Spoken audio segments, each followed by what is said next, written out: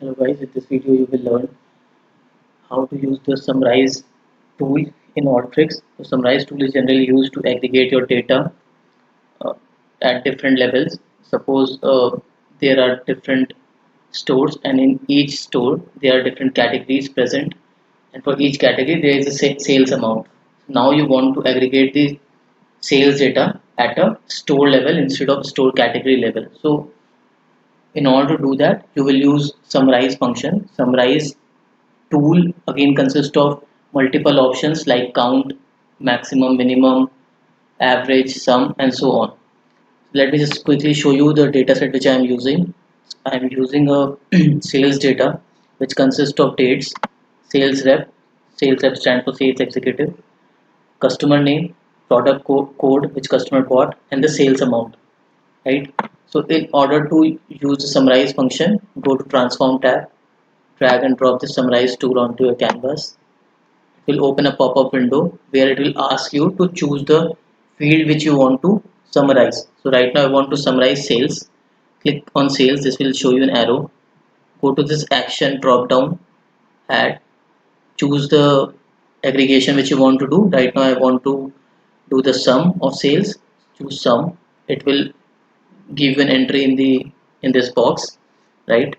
So now you can here also change the name of the output column. Let it be aggregated sales by sales rep. Okay. Now if you want to add different levels, right? Now, so in order to add different level, right now I want to group this data or aggregate this data for each sales rep, right? Click on click on sales rep in the above box, right? It will show you an arrow. Again, repeat the same step. Come to action, click on drop down, select group by. Group by is basically used to find out the ID at which you want to aggregate your sales data. Sales rep, group by sales rep, and this is done. Once you click run, it will run the workflow, and then it will show you the output. So for example, it is showing that Chin has made a sales of 1,01,600 in year 2018, right? Similarly, Jerry has made a sales of 1,26,800 for the 2018 year.